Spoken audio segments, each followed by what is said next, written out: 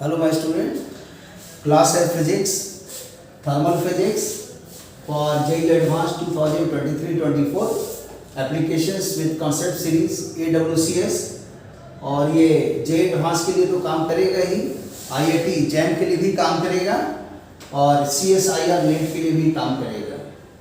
और ये क्वेश्चन है सामने में, ये A का मतलब एडवांस हुआ, क्वेश्चन नंबर 23 है। इसके पहले देखिएगा प्लेलिस्ट में और भी 22 क्वेश्चन इससे रिलेटेड है उसमें, और उसको बनाइए, क्वेश्चन को देखिए और अपने अटेम्प्ट कीजिए और पूरा आंसर मत देखिए, पहले क्वेश्चन ले लीजिए, बनाइए और जब नहीं बने तब उसके एक एक स्टेप को देखिए। ओके, ट्राई कीजिए, फिर मैं इसका एनालिसिस के साथ आंसर दूंगा।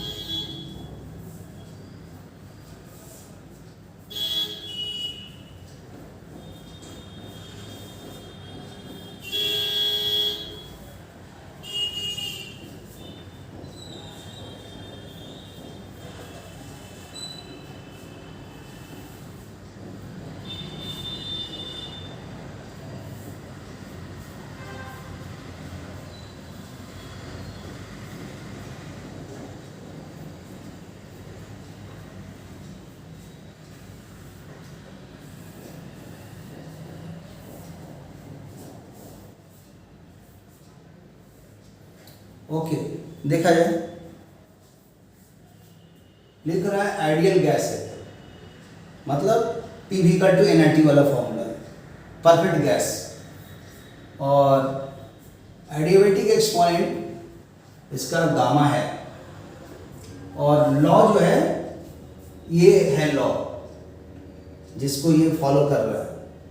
अल्फा एक कांस्टेंट है, इनिशियल वॉल्यूम गैस का V0 है और बाद में एक्सपेंशन होकर के वॉल्यूम ईटा टाइम्स बढ़ गया। मतलब इसको अगर V1 मानते हैं, V0 है, तो V2 हो जाएगा ईटा इंटू V0, माने ईटा V0 आंसर हो जाएगा फाइनल वॉल्यूम। हम V1 V2 के टर्म में निकालेंगे क्योंकि यहाँ पर तो क्वेश्चन में बदला जा सकता है, लेकिन V1 V2 तो V1 V2 ही रहेगा।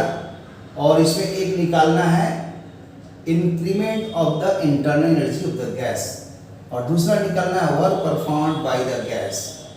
और कैसे बनेगा देखिए, तो सबसे पहले तो ये निकाला जाए ए पार्ट, द इंक्रीमेंट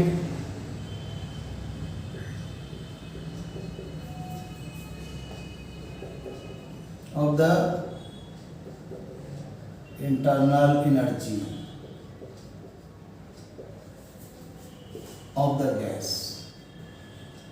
ये क्या होता है डेल्टा यू। और यही डेल्टा यू क्या होगा, तो समझ सकते हैं कि डिफरेंशियल यू का इंटीग्रेशन, और यही होता है differential you NCV differential T, क्योंकि आइडियल गैस के लिए यू जो है फंक्शन ऑफ NCV और T होता है। और ये कैसा रिलेशन है, तो U is directly proportional to number of mole and this is directly proportional to CV, directly proportional to T। Dimension analysis इसमें X लिख दीजिए, यहाँ Y लिख दीजिए, यहाँ Z लिख दीजिए। और डायमेंशन एनालिसिस यूनिट डायमेंशन पढ़े, इसको मिला करके क्या हो जाएगा कि U is NX CV Y TZ, और इसी को U लिख करके यहाँ कांस्टेंट K डैश लिख दे रहे हैं, क्योंकि K लिखने से बोल्ट्जमैन कांस्टेंट हो जाता है R/M। और यहाँ पर हो जाएगा NX CV Y TZ। अब जो डायमेंशन ऐसे जानते हैं कि N का यूनिट क्या है, CV का यूनिट क्या है, T का यूनिट क्या है, XYZ फाइंड कीजिए और ये रिलेशन डिराइव हो जाएगा और ये आएगा फाइनली सॉल्व करके देख लीजिएगा, ये रिजल्ट आ जाएगा u बराबर k इंटू एन सी भी टी। और प्रैक्टिकली जब नंबर ऑफ मोल को 1 Cv को कुछ वैल्यू सोचा गया मोनोटोनिक डायटोमिक ओलोटोमिक के लिए टेम्परेचर और उस समय एसोसिएटेड एनर्जी जो प्रैक्टिकल निकाला गया तो वो सॉल्व करके k का आंसर 1 दिया एक्सपेरिमेंट से, क्योंकि जानते ही हो एक्सपेरिमेंटली आप कांस्टेंट नहीं निकाल सकते हैं, माने एक्सपेरिमेंटली निकाल सकते हैं लेकिन थ्योरेटिकली नहीं निकाल सकते हैं, ये ड्रॉबैक है डायमेंशनलेसिस का। तो u बराबर एन सी वी टी ऐसे हो गए। और ये भी समझिए प्रैक्टिकली ही है कि Cv एक गैस का पर्टिकुलर ले टेम्परेचर कांस्टेंट ले तो ए वाला देखा गया कि जैसे से ये बढ़ता था तो ये बढ़ता था, डार्टली बोस्टर उसी टाइप का ये इस टाइप का ये उसी से मर्ज करके ऐसा सोचा गया। और यही आइडियल गैस के लिए है, फॉर एन आइडियल गैस। आप लोग जो रियल गैस होता है उसमें वंडरवाल का ये जो फंक्शन ऑफ एनसीबीटी के टर्म में जैसे एनसीबीटी यहाँ लिखे है ना, तो वो कितना होगा वो पता लगाइए। और जब वो पता लग जाए तो you real gas for van der Waals divided by ये आइडियल गैस का आंसर क्या होगा, मतलब इस टाइप का यू समझिए मतलब रियल गैस रियल, अब यहाँ लिख देते हैं बी वंडरवाल और यू फॉर परफेक्ट गैस, इसका रेशियो कितना होता है ये होमवर्क पे ट्राई करके देखिए। और जो भी इसका आंसर आता है उसको ड्राइव करने का इस मेथड से नहीं कोई और मेथड से ड्राइव करने का कोशिश कीजिए। अब यहाँ पर क्या होगा, n बाहर हो गया कांस्टेंट है, अगर वेरिएबल रहता तो एक फंक्शन ऑफ t के टर्म में या p के टर्म में या v के टर्म में रहता। उसी तरह Cv भी अगर कांस्टेंट नहीं रहता वेरिएबल रहता तब ये समथिंग फंक्शन ऑफ pvt आता, तो इसको ही पुट करते ये भी पुट करते और उस समय इंटीग्रेशन के बाहर नहीं कर सकते थे, लेकिन यहाँ पर बाहर हो जाएगा इसलिए डिफरेंशियल t आ गया। और यही वाला आंसर टेम्परेचर हो जाएगा स्टार्टिंग का सोचिए T1 बाद का T2, तो ये लिखा जा सकता है NCV और T आ जाएगा यहाँ पर T1 T2 बता देंगे तो NCV ये आ गया T2 माइनस T1, या सीधा लिख सकते थे NCV डेल्टा T। अब सोच लीजिए कि जब हम लोग फाइंड करते हैं डेल्टा यू तो हम लोग क्या करते हैं सीधा यहाँ से जंप किए और डायरेक्ट ए वाला रट्टा मारे रहते हैं। कोई पूछा डेल्टा यू क्या होता है, ये तो होता है, बट इसके अंदर में कितना छोटा छोटा छोटा छोटा चीज है वही तो समझना है। और जो जितना छोटा छोटा चीज सोच लेता है वो उतना ही CSIR नेट के लेवल तक पहुंच जाएगा 7वां लेवल में, और अगर यहाँ तक पहुंचा तो 6ठा लेवल में, यहाँ पहुंचा तो 5वां लेवल में। इसका लेवल क्या है सीधा समझिए, BSc ऑनर्स, जो BSc ऑनर्स पास होते हैं वो इस लेवल को हिट करते हैं, तभी ना वो IIT जो एग्ज़ाम लेती है जिसका नाम है IIT जैम, तो जो भी जॉइंट एडमिशन फॉर मास्टर्स होता है तो उसमें मतलब MSc में अच्छे अच्छे कॉलेज में एडमिशन लेना हो, इवन IITs में भी या और भी जगह, तो पूरे भारत में एक कॉमन इंटरेस्ट होता है, तो इसीलिए इसमें बैठने से ही आपको IIT में दाखिला मिल जाएगा। भले ही आपने 11-12 में इतना मेहनत करने के बाद भी आपको JEE में नहीं मिलता है, IITs नहीं मिलता है, या प्राइवेट कॉलेज मिलता है, या उसे भी बहुत नीचे का मिलता है बहुत ख़राब कॉलेज, तो आप थोड़ा इंतजार कीजिए, ग्रेजुएशन कीजिए और मास्टर डिग्री कीजिए ना IIT से, तो वो भी एक अच्छा चीज़ है। फिर उसी में और आगे बढ़ करके लेक्चर प्रोफेसर बनिए, और उसके लिए फिर ये नेट एग्ज़ाम होता है जिसको हम लोग बोल सकते हैं कि मतलब CSIR नेट, तो ये MSc लेवल का क्वेश्चन आता है इसमें, ये BSc ऑनर्स का है और ये 11-12 का लेवल का है, यही फ़र्क है। इसलिए आजकल जे एडवांस का मतलब इस लेवल में या इस लेवल तक जाना पड़ता है तभी जाके समझ में आएगा। चलिए आगे बढ़ते हैं, अब वो कभी और बात करेंगे। बी पार्ट में क्या है, वर्क परफॉर्म, तो वर्क परफॉर्म क्या होगा तो लिख देंगे the work perform by the gas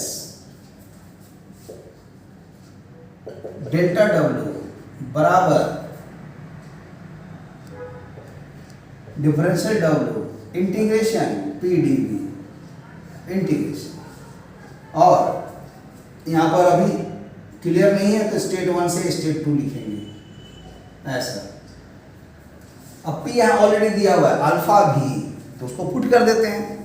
यहाँ पर आ जाएगा पी के जगह अल्फा भी, और यहाँ पर जो है इसमें थोड़ा और स्टेप काम करना पड़ेगा, तो उसको भी कंप्लीट कर ही देते हैं, क्योंकि अभी कंप्लीट नहीं हुआ, क्योंकि देख रहे हैं कि ये T2 T1 का टर्म में नहीं चाहिए, तो इसलिए थोड़ा सा उस स्टेप को और आगे बढ़ा देते, तब इसके और आगे गाड़ी बढ़ाएंगे। पहले ये कंप्लीट हो, क्योंकि वो एक्स्ट्रा बताने लगे तो उससे मैं वो स्किप कर गया।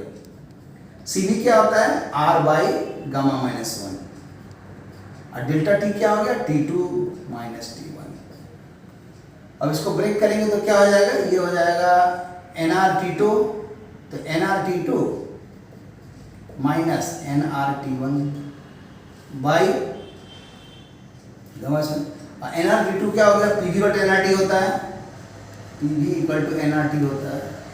तो फाइनल स्टेट पे बैठाएंगे तो क्या होगा, यहाँ आ जाएगा nRT2 की जगह, n तो कांस्टेंट है, r कांस्टेंट है, nRT2 माने P2 V2, P2 V2, यहाँ आ जाएगा P1 V1। अब यहाँ पर पुट कर देंगे, तो कैसे पुट होगा, v का टर्म चाहिए, ये p और फंक्शन ऑफ v है, तो जब बैठाएंगे फाइनल तो यहाँ P2 आएगा, तो यहाँ V2 आएगा, तो यहाँ P2 की जगह बैठा देते हैं अल्फा V2,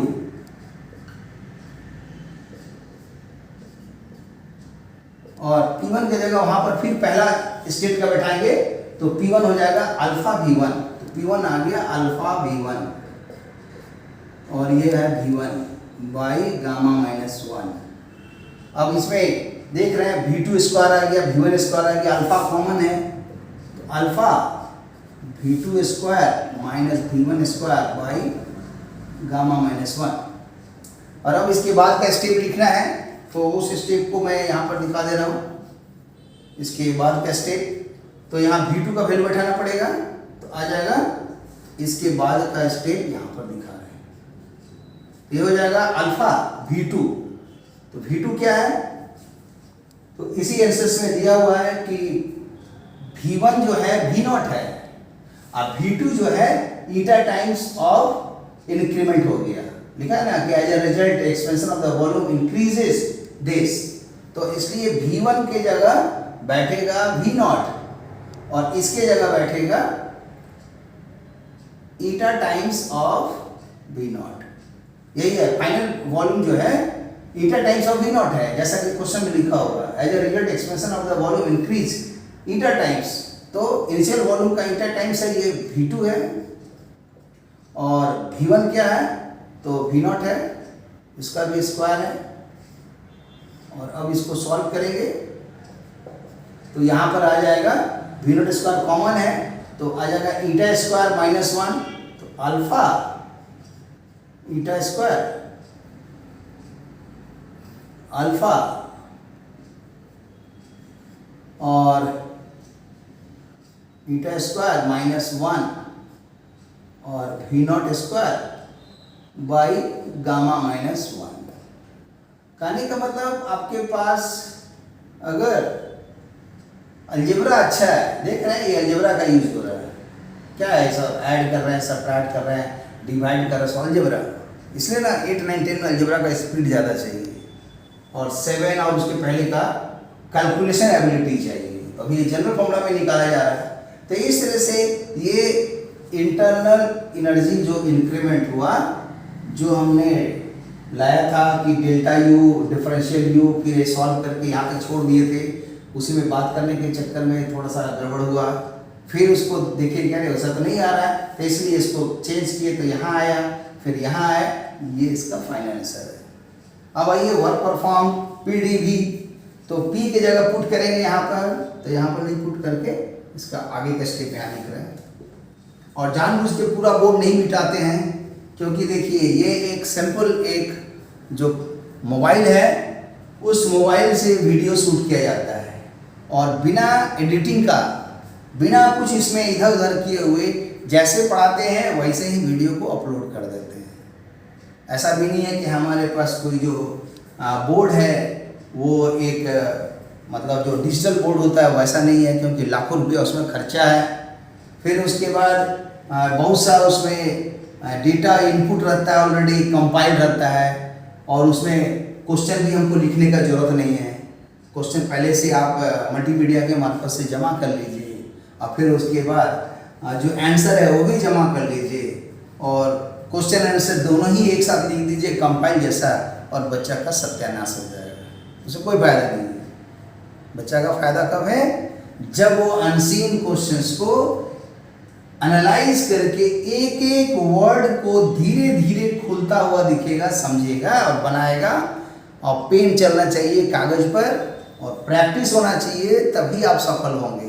क्योंकि जे एडवांस में जो क्वेश्चन आता है, एक क्वेश्चन बनाने का एवरेज होता है 3.3 मिनट में बनाना है, और जेई मेन में 2.4 में। तो समझ सकते हैं कि स्पीड भी मायने रखता है, और कॉन्सेप्ट भी बहुत ज़बरदस्त चाहिए, सिनॉप्सिस भी ज़बरदस्त चाहिए। तो बहुत अभ्यास, बहुत फंडा चाहिए।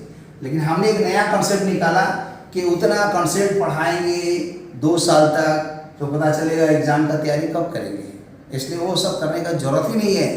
सीधा डायरेक्ट जो आपको एग्ज़ाम देना है, CSIR नेट देना है, IIT JEM देना है, जो भी देना है, आप सीधा उस क्वेश्चंस को उठाइए। ये नहीं कि परीक्षा नज़दीक आया 2 साल तक सोए रहे, या परीक्षा का एक सप्ताह पहले मॉक टेस्ट दे रहे हैं, अब पता चला सब में 0 नंबर, 3 नंबर, 4 नंबर आ रहा है, और अपना लेवल गिर गया, पता चला अरे हम तो कुछ लायक नहीं। अरे आप बहुत लायक हो। ये हकीकत है, आपका पढ़ने का तरीका गलत हो जा रहा है, इसलिए गड़बड़। इसलिए थोड़ा सा इंतजार कीजिए, फिर हम धीरे धीरे और भी तरीका बताएंगे। अब देखिए यहाँ पर वर्क डन, तो PDB, P की जगह बैठा देंगे अल्फा भी, और अब DV लिख देंगे। अब यहाँ पर फंक्शन ऑफ V में आ गया, अब V1 V2 लिखा जा सकता है। हम जानबूझ के V1 V2 लिख रहे हैं, बाद में V1 V2 का वैल्यू बैठा दे रहे हैं। V1 कितना हो रहा है? V0। V2 कितना हो रहा है? ईटा V0। इसी क्वेश्चंस को कोई चेंज करेगा तो क्या करेगा? n की जगह 4 लिख देगा, फिर ये रिलेशंस में अल्फा की जगह 8 लिख देगा, अब बोलेगा ये सब निकालिए। तो मेन क्वेश्चन तो यही ना है। तो अब देखा जाए, अल्फा बाहर हो गया, और V का इंटीग्रेशन जो होगा V²/2 होगा, और यहाँ पर V1 से V2, फिर यहाँ से 2 बाहर हो जाएगा, तो अल्फा/2 और V2, मतलब पहले पुट करेंगे तो V2² माइनस V1²। फिर V2 का वैल्यू पता है कि वो कितना था, तो ईटा टाइम्स ऑफ V0, इसका स्क्वायर हो गया, और ये V0 हो गया स्क्वायर। अब इसको सॉल्व कर देंगे तो आ जाएगा कि V0² कॉमन है। 6, 7, 8 का अलजेब्रा लग रहा है, इसलिए जिन बच्चे का अलजेब्रा कमजोर है, मैं तो सजेस्ट करूंगा कि NCERT बुक उठाइए और 8, 9, 10 में अलजेब्रा है उसको बनाइए। इवन 6, 7 में भी अलजेब्रा है, वहाँ भी बनाइए। और जो 7 से नीचे है उनका अंक गणित, अर्थमेटिक एबिलिटी, न्यूमेरिकल एबिलिटी को डेवलप कीजिए, ताकि फास्ट में कैलकुलेशन कर सके। अब यहाँ पर आ जाएगा अल्फा और N0² /2, और यहाँ हो जाएगा V0², और यहाँ हो जाएगा /2। ये देखिए 2 है, तो यहीं पर /2 लिख देते हैं। यही इसका आंसर है। तो अब देखिए, इसमें और भी एक क्वेश्चन जोड़ा जा सकता था। वो क्या है कि इस प्रोसेस के लिए आप कोशिश कीजिए कि मोलर हीट कैपेसिटी क्या होगा। तो उसको होमवर्क के रूप में दे रहे हैं कि फाइंड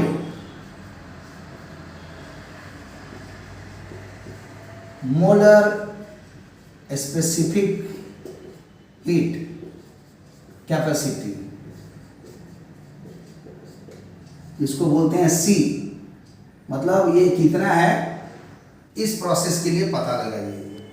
और आने वाले दिन हम इस क्वेश्चन को होमवर्क के रूप में बार बार दे रहे हैं कि जितना भी क्वेश्चन मैं दे रहा हूँ सबका मोलर स्पेसिफिक हीट आपको छोड़ दे रहे हैं। क्यों छोड़ दे रहे हैं? क्योंकि आप अपने भी कुछ ट्राई कीजिए, और आने वाले दिन में एक वीडियो में दुनिया का जितना प्रोसेस है सब प्रोसेस का मोलर स्पेसिफिक निकालेंगे। हो सकता है जेई एडवांस में या किसी एग्जाम में आपको सिंगल आंसर वाला या मल्टीपल आंसर वाले में इधर लिखा रहेगा प्रोसेस, इधर लिखा रहेगा मोलर स्पेसिफिक हीट, या वर्क डन या इंटरनल एनर्जी या अमाउंट ऑफ इट, बोलेगा मैच कीजिए। तो बात तो बराबर है कि कंसेप्ट रहेगा तो बन ही जाएगा। Okay, thank you for watching the video. और इसी तरह बनाते रहिए, प्रैक्टिस करते रहिए, धीरे धीरे एक समय लेवल इम्प्रूव कर जाएगा। और सीधा इसी तरीका से कीजिए AWCS, application with concept series. ए मतलब हो गया एप्लीकेशंस, विथ का माने W, कॉन्सेप्ट्स का मतलब C और सीरीज का मतलब S। AWCS जेईई एडवांस का 45 साल का क्वेश्चन बनवाएंगे। फिर ये IIT जैम का भी बनवाएंगे, CSIR का भी बनवाएंगे। लेकिन पहले आप ये बनाइए, क्योंकि IIT जैम के एग्जाम में भी 50% क्वेश्चन हर साल जेईई एडवांस का आता है, और कुछ क्वेश्चंस लगभग 45% यहाँ से आता है, और 5% आता है CSIR। जिनको अगर टॉप 20, टॉप 30 के रैंक में नहीं आना है तो आप 5% छोड़ दीजिए, क्यों इतना परेशान है। और टॉप ही करने का पहले मत सोचिए, पहले सोचिए कि हम मॉडरेट में भी क्वालिफाई कर जाएं। तो सबसे पहला काम होगा 50% जेईई एडवांस का क्वेश्चन बनाइए, और उसके बाद इसको सोचिए इसका कितना, तो मान लीजिए 45% है, इसमें 20% भी बना लीजिए ना, बहुत है। उसके बाद और आगे का 5% को, जो कमजोर बच्चे हैं, मीडियोकर हैं, वो इसको छोड़ दीजिए। लेकिन जो तेज बच्चे हैं वो इसको भी लेना पड़ेगा, ये भी लेना होगा, ये भी लेना होगा, ताकि उसको लगे कि हाँ IIT जैम में हम भी टॉप किए हैं। टॉप 10 के अंदर में आना होगा तो आपको ये करना होगा। इसमें भी 5 से 7% का क्वेश्चन आता है। अगर इसमें 5% बोले तो इसमें 45% हो गया, तो 50 हो गया, इसमें 50 हो गया। तो क्वालिफाई करने के लिए तो 50% बना लीजिएगा तो बहुत है। तो पहले जेईई एडवांस तो बनाइए, ये आपका जैम के लिए बेसिक है। और इस साल का सिलेबस जो चेंज हुआ, आप देखिएगा कि जेईई एडवांस से बहुत कुछ मिलता जुलता है। तो कभी उस पर भी हम चर्चा कर देंगे। वो वेन डायग्राम जैसा दिखाएंगे। वेन डायग्राम में एक रहेगा सेट ए, दूसरा वेन डायग्राम में रहेगा सेट बी और सेट सी, और एक यूनिवर्सल सेट रहेगा। जो होमवर्क में दे देते हैं, ट्राई करके देखिएगा इस टाइप से, ये कैसे बना दीजिए। और एक वेन डायग्राम में माने है ए, जो जेईई एडवांस को शो कर रहा है, दूसरा बी IIT जैम को शो कर रहा है, CSIR सी को शो कर रहा है, और एक यूनिवर्सल सेट है, मान लीजिए इसको यू लिख दिए यहाँ पर। तो आप एक तो वेन डायग्राम में ड्रॉ करके देख लीजिए कि कैसे कैसे सिलेबस कॉमन है। Okay, thank you for watching the video. और इसी तरह मेहनत करते रहिए, प्रैक्टिस करते रहिए, बहुत कुछ सीख जाइएगा। Okay, see you, bye.